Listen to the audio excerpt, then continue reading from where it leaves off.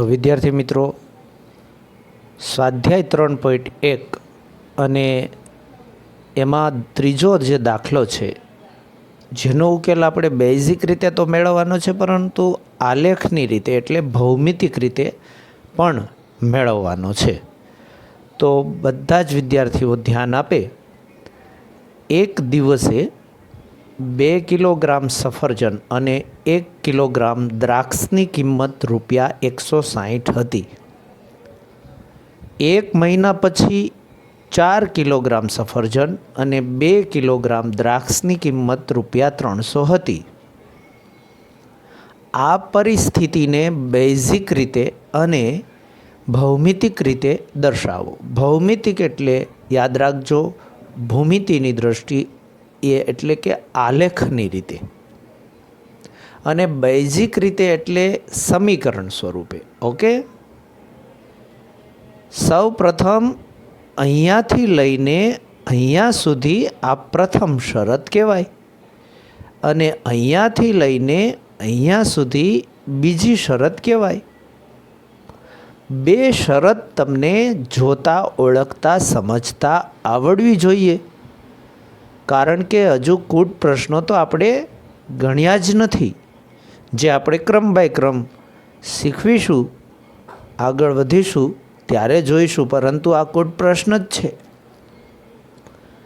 આનો ઉકેલ શું આવે એ પણ આપણે અંતમાં શીખીશું, પરંતુ ધ્યાન રાખવું પડશે. સૌ પ્રથમ ઉત્તર આ રીતે શરૂ કરવાનો.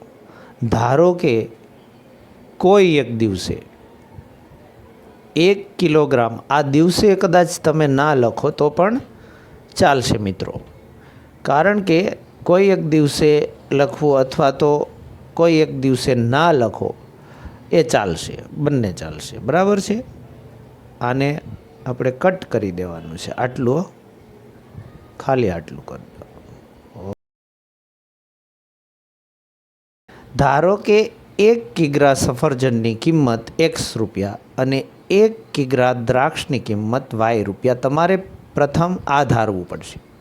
હવે અહીંયા તો 2 કિગ્રા અને 1 કિગ્રા આપેલું છે, અહીંયા 4 કિગ્રા અને 2 કિગ્રા આપેલું છે. તો તમારે 1 કિલોગ્રામની જ કિંમત ધારવાની. 1 કિલોગ્રામ સફરજનની કિંમત ₹X અને 1 કિલોગ્રામ દ્રાક્ષની કિંમત Y. ઓકે,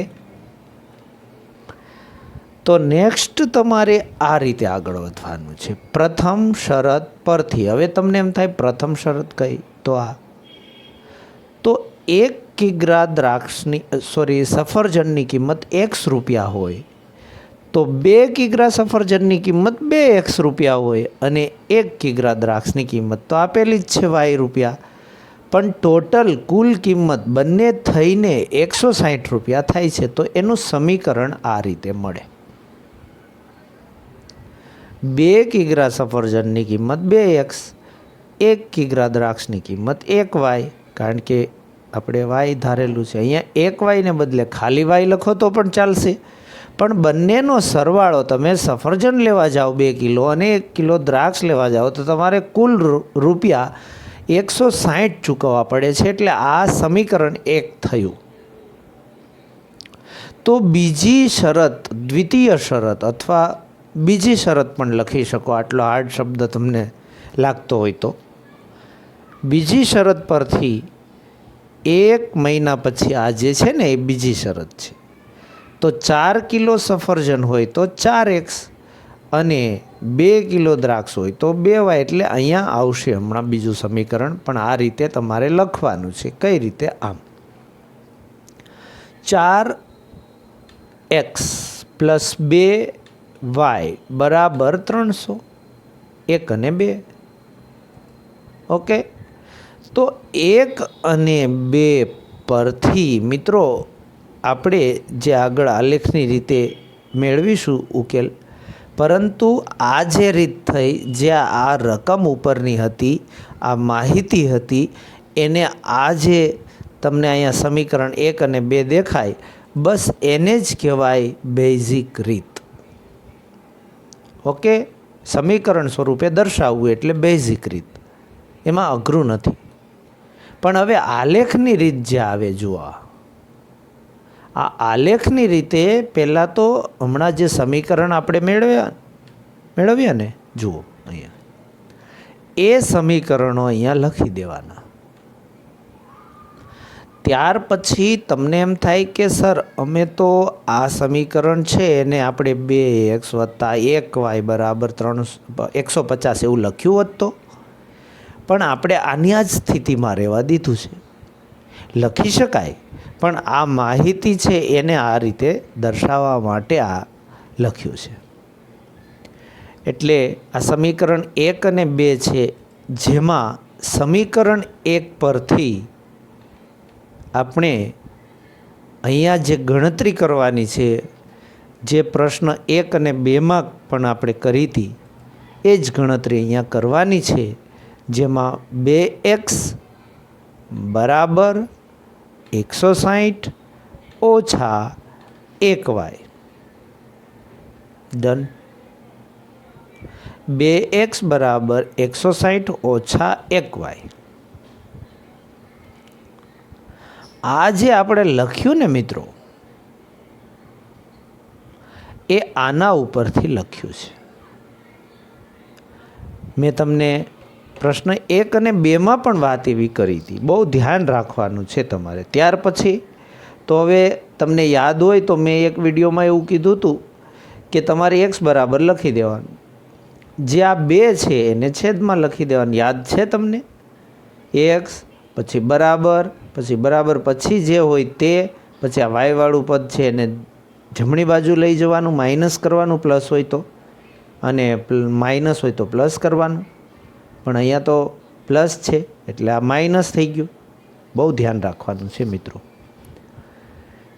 ત્યાર પછી આ 2 છે ને જે એક્સની આગળ, એને છેદમાં મૂકી દેવાના. ઓકે.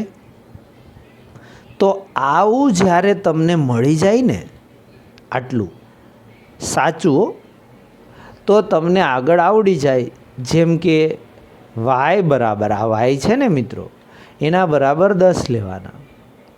હવે તમને એમ થાય કે આ કેમ સર ખબર પડે કે 10 લેવા 20 લેવા? કે જો તમે અહીંયા 0 લખો તો કેવું થાય કે અહીંયા 0 થઈ જાય, એટલે 160/2 એટલે 80 વધે.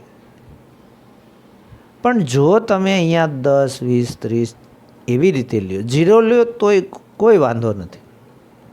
પણ આપણે જે આંકડા દર્શાવવાના છે આલેખમાં, એ આપણને ખબર પડે, ખ્યાલ આવે. એટલે આલેખ કેટલા પ્રકારના હોય ખબર છે તમને? જો હું તમને અહીંયા એક રફ કામ દ્વારા સમજાવું કે કોઈ પણ 2 સમીકરણ તમને આપેલા હોય ને, તો એ 2 સમીકરણ, એ બંને સમીકરણ છે ને, એક જ મિનિટ, અહીંયા 2 સમીકરણ છે મિત્રો, જે એક મિનિટ, હા, બંને જે સમીકરણો છે એ 2 સમીકરણોનો જો આપણે રેખા દોરીએ ને, તો એક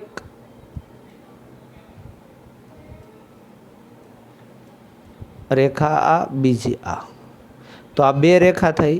તો અહીંયા એક જગ્યાએ છેદે છે. આ એક પ્રકાર.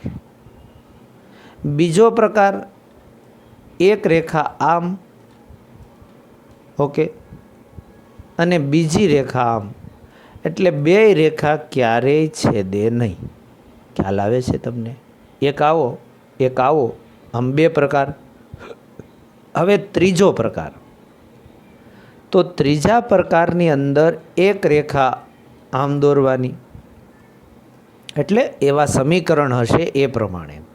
અને જ્યારે બીજી રેખાનું સમીકરણ તમે દોરો ને, તો એની રેખા એની ઉપર જ આવે. મતલબ કે એક જ રેખામાં 2 સમીકરણ થઈ જાય.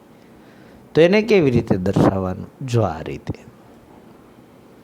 હું તમને એટલા માટે સમજાવું છું, આવું પણ આવશે ત્યારે વધારે સારી રીતે સમજીશું. અત્યારે ટૂંકમાં સમજાવું છું. અહીંયા એક જગ્યાએ છેદે છે, અનન્ય ઉકેલ. અહીંયા છેદતું નથી એટલે ઉકેલ મળતો નથી, ખાલી ગણ. અને અહીંયા એક રેખા ઉપર બીજી, એટલે કે 2 એક જ રેખા છે આમ ગણીએ તો આને અનંત ઉકેલ છે. અનંત ઉકેલ ન મળે અને અનન્ય ઉકેલ. સમજાય છે? પણ અત્યારે હાલ પૂરતું એની બહુ જરૂર નથી. તો હવે મિત્રો સમીકરણ 1 ઉપરથી આપણે અહીંયા પહોંચ્યા હતા. પછી આપણે આ 10 લીધું હતું. તો 10 એકા 10 અહીંયા એટલે 160માંથી 10 જાય તો 150 અને એને ભાગ્યા 2 કરો એટલે 75. તો આ 75 આ સ્થાન ઉપર લખવાના અને 10 જે આપણે લીધા હતા એને અહીંયા લખવાના છે. ખ્યાલ આવે છે? ત્યાર પછી જે બીજી ગણતરી હું તમને બતાવું, આ ગણતરી જેની અંદર y બરાબર તમારે 20 લેવાના છે. તો 20 એકા 20 એટલે 160માંથી 20 જાય તો 140 ભાગ્યા 2 એટલે 70.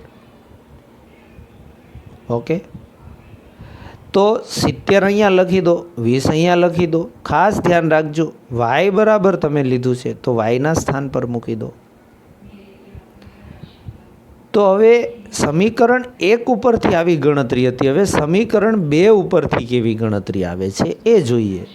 તો પહેલાં લખવાનું આ 4x, પછી બરાબર, પછી 300, પછી આ ઓછા 2y, આ વત્તા છે ઓછા થઈ ગયા. બીજું સ્ટેપ આવશે x બરાબર 300 ઓછા 2y છેદમાં 4. ડન. તેના પછી આવશે y બરાબર 10. એટલે x બરાબર આ જે છે ને મિત્રો, આ એ સેમ ટુ સેમ આ છે, પણ અહીંયા 300 છે એટલે 2 ગુણ્યા 10, 10 લીધા છે આપણે, 0 પણ લઈ શકો ગમે તે, પણ આંકડા બહુ મોટા થશે.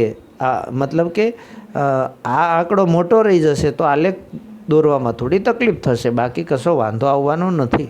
2 દાણ 20, 300માંથી 20 જાય તો કેટલા વધે? 280. 280 ને 4 વડે ભાગો તો 70. તો બીજી ગણતરીમાં 20 લીધા છે. તો અહીંયા yના સ્થાન ઉપર 20 મૂકી દો. 20 દુ 40 થાય. 300માંથી 40 જાય તો 260 વધે, ભાગ્યા 4 એટલે 65 વધે. એટલે કે 4 વડે ભાગાકાર કરવાનો છે. તો આ રીતે અહીંયા મૂકી દીધું છે. હવે તમને એમ થાય ગણતરી તો સર અહીંયા 2 કરી અને આ આંકડો ક્યાંથી આવી ગયો? તો 75, 70, 65, આમ આ ઘટાડો થઈ રહ્યો છે 5-5નો, એટલે અહીંયા 65 લખી દેવાનું. તો અહીંયા જુઓ 10, 20, 30 પેટર્ન, એક પ્રકારની પેટર્ન બને છે. 70, 65, 60, 10, 20, 30 વગેરે. ઓકે, તો મિત્રો જે આ કોષ્ટક આપણે મેળવ્યા ને એ કોષ્ટકને આપણે સરસ મજાના આલેખની અંદર દર્શાવવા છે. તમને બધાને ખબર છે કે આ બધા આંકડાઓ ધન છે એટલે પ્રથમ ચરણ દર્શાવી દો તો ચાલે ને. તો આ એક રેખા દોરી જેનું નામ છે x અક્ષ, આ બીજી રેખા દોરી જેનું નામ છે y અક્ષ, અને આ અંકો દર્શાવી દેવાના છે આપણી ગણતરી પ્રમાણે, આપણી સમજ પ્રમાણે. પણ કઈ રીતે? અહીંયા જે અંકો આવે છે એ પ્રમાણે માપસર બધું આવી જાય એ રીતે. ત્યાર પછી અહીંયા દર્શાવવાનું છે, જરૂર નથી, પણ અહીંયા 0 દર્શાવવાનો, આની કંઈ જરૂર નથી, દર્શાવો તો કશો વાંધો નથી. ત્યાર પછી આ y અક્ષ ઉપર દર્શાવી દીધા જરૂર પૂરતા. ત્યાર પછી જે મિત્રો આ હું તમને સમજાવું, ધ્યાન આપજો કે આ 75, 10, આ 75 ક્યાં આવે? 70 અને 80ની વચ્ચે. અને 10 ક્યાં આવે? આ y ઉપર આવે. એ તો હવે તમને દર્શાવતા આવડવું જોઈએ. અને 70 અહીંયા આવે છે અને 20 અહીંયા આવે છે. તો આ સ્થાને સોરી અહીંયા એક થોડું આમ જતો રહ્યું, બતાવવા ગયો ને એમાં. તો અહીંયા આ સ્થાને આવે છે. તો હવે 65, 30, 65 અહીંયા આવે છે, 30 અહીંયા આવે છે, તો અહીંયા આવશે. ઓકે, તો આ ત્રણેય બિંદુમાંથી એક રેખા પસાર થાય છે, જેનું સમીકરણ જે આગળ હતું એ તમે અહીંયા લખી શકો. એકમાં મેં તમને એક વિડીયોમાં સમજાવેલું છે, બરાબર. હવે આ 70, 10 અહીંયા દર્શાવી દીધા. ત્યાર પછી 65, 20 અહીંયા દર્શાવી દીધા. ત્યાર પછી 60, 30 અહીંયા દર્શાવી દીધા. હવે આ ત્રણેયમાંથી એક રેખા પસાર થાય છે. તો તમને ખ્યાલ છે, હમણાં હું તમને સમજાવતો હતો પાછળની સ્લાઇડમાં, કે બે રેખાઓ કાં તો એકબીજાને છેદે એક બિંદુમાં, કાં તો એકબીજાને છેદતી નથી. જુઓ, આ છેદતી નથી. અને અથવા તો એ બંને એકબીજા ઉપર બંધ બેસતી હોય.